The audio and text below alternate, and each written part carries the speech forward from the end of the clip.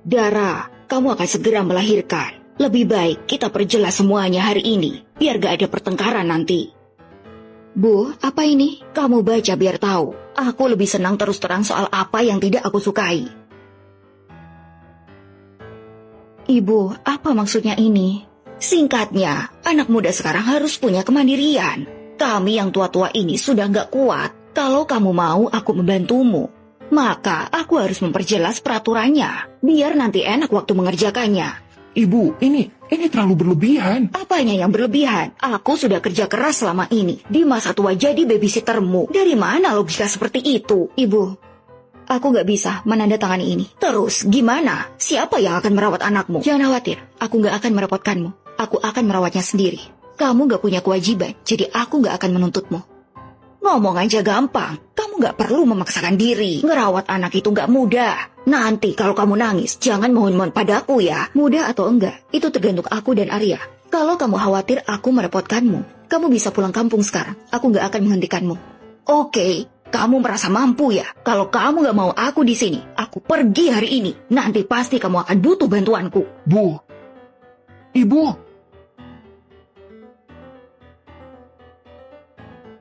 Kenapa belakangan ini kamu sering muntah? Aku ambil cuti aja ya. Jangan. Cuti ayah akan dihitung saat rawat inap. Kalau cuti sekarang, pendapatan kita akan terputus. Tapi... Gak apa-apa, aku akan bertahan. Aku pengen tahu kabar menantuku. Jangan khawatirin dia. Arya harus kerja. Ibunya jauh. Beberapa hari aja, mereka bakal mohon-mohon padaku. Lain kali jangan mandi sendiri lagi. Kamu hampir jatuh hari ini. Tunggu aku pulang, aku akan membantumu. Iya, aku tahu. Ambilin aku minum ya, aku haus. Oke.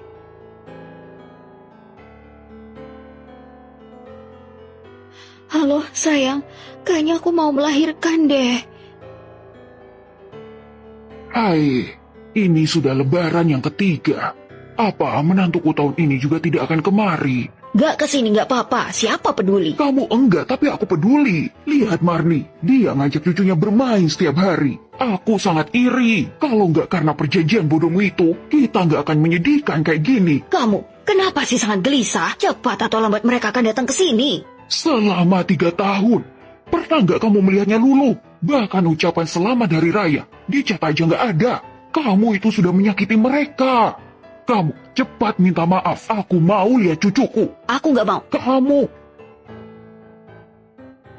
Aku kirimin uang saku. Dia gak akan menolak uang. Dikembalikan. Kamu pantas digituin. Kenapa dikembalikan? Arya. Ibu, kenapa kamu di sini? Aku mau ngomong sesuatu. Apa? Kan bisa lewat telepon. Sudah 3 tahun, istrimu gak pernah membiarkanku melihat cucuku. Lebaran gak ke rumah, aku kasih uang saku, malah dikembalikan. Aku itu neneknya, tapi kenapa dia malah kayak gitu?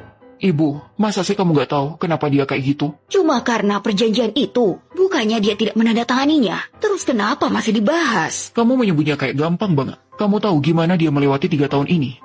Luka episiotominya mengalami peradangan, demam sampai 39 derajat. Aku menggendong anakku dan dia diinfus di rumah sakit. Saat usianya 9 bulan, dia sakit pneumonia. Dan waktu itu, aku harus perjalanan bisnis dan dia menjaga bayinya sampai kecapean. Aku gak pernah ngomong padamu. Apa kamu tahu bagaimana dia melewatinya? Itu karena janji itu dia tidak butuh bantuanmu. Dia mempertaruhkan nyawanya. Dan kamu bilang waktu itu kamu tidak punya kewajiban. Kamu akan memohon-mohon padaku. Ibu, kata-katamu itu seperti pisau. Dara ingat sampai sekarang. Kamu pun mengingatnya. Keluarga itu bukan tentang kewajiban, tapi tentang kata saling. Kamu sendirilah yang menutup pintu keluarga sedari awal. Sekarang kamu merasa kesepian, ingin melihat cucumu. Itu hal yang wajar. Tapi langkah pertama cairkan suasana, bukan dengan uang saku. Tapi kamu harus mengerti situasinya. Kamu harus membuka sendiri hatinya yang tertutup, dan ucapkan maaf kepada Dara dengan tulus.